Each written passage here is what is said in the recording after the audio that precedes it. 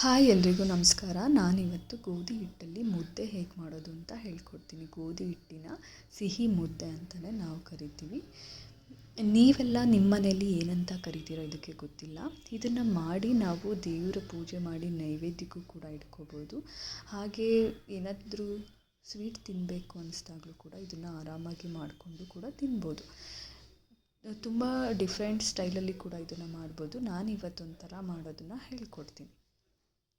ಮೊದಲು ಒಂದು ಪಾತ್ರೆಗೆ 1-2 ಟೇಬಲ್ ಸ್ಪೂನಷ್ಟು ತುಪ್ಪ ಹಾಕಿ ಅದಕ್ಕೆ ಕರಗಿದ ನಂತರ ಗೋಡಂಬಿನ ಹಾಕ್ಕೋಬೇಕು. ಗೋಡಂಬಿ ಸ್ವಲ್ಪ ಫ್ರೈ ಆದಮೇಲೆ ಒಂದು ಬಟ್ಲಷ್ಟು ಗೋಧಿ ಹಿಟ್ಟನ್ನ ತೊಗೊಂಡು ಅದನ್ನು ಚೆನ್ನಾಗಿ ಹುರ್ಕೋಬೇಕು.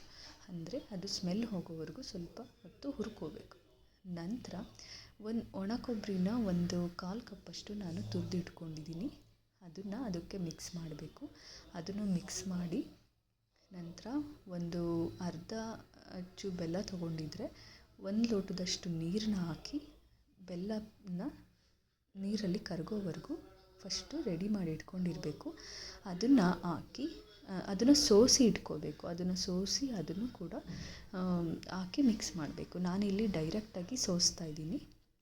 ಅದನ್ನು ಸೋಸಿ ಅದನ್ನು ಪೂರ್ತಿ ಗಂಟಿಲ್ಲದೆ ಇರೋ ಥರ ನೀಟಾಗಿ ಮಿಕ್ಸ್ ಮಾಡಬೇಕು. ಆಮೇಲೆ ಒಂದು ಚಿಕ್ಕ ಗ್ಲಾಸಲ್ಲಿ ಕಾದಿರೋ ಹಾಲನ್ನು ಕೂಡ ಮಿಕ್ಸ್ ಮಾಡಿದ್ರೆ ಇನ್ನೂ ಟೇಸ್ಟಿಯಾಗಿ ಬರುತ್ತೆ. ಅದನ್ನು ಹಾಕ್ಕೊಂಡು ಯಾವುದೇ ಗಂಟಿಲ್ದಂಗೆ ನೀಟಾಗಿ ಮಿಕ್ಸ್ ಮಾಡಿಕೊಂಡು ಮುದ್ದೆ ಥರ ಮಾಡ್ಕೋಬೇಕು.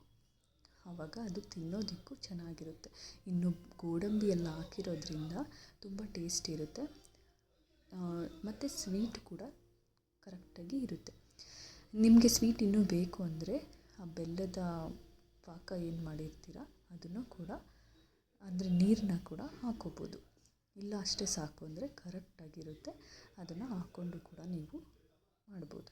ಇದನ್ನು ನೀವು ದೇವ್ರ ಮನೇಲಿ ನೈವೇದ್ಯಕ್ಕೂ ಕೂಡ ಇಡ್ಬೋದು, ಫ್ರೀ ಟೈಮಲ್ಲಿ ಕೂಡ ಇಡ್ಬೋದು. ಸೊ ಗೋಧಿ ಹಿಟ್ಟಿನ ಸಿಹಿ ಮುದ್ದೆ ರೆಡಿಯಾಗಿರುತ್ತೆ. ನೀವು ಇದನ್ನು ತಿಂದು ಮನೇಲೂ ಕೂಡ ಟ್ರೈ ಮಾಡಿ. ನಿಮಗೂ ಇದು ಇಷ್ಟ ಆಗುತ್ತೆ. ಬೇಗ ಕೂಡ ಮಾಡ್ಕೋಬೋದು. Thank you.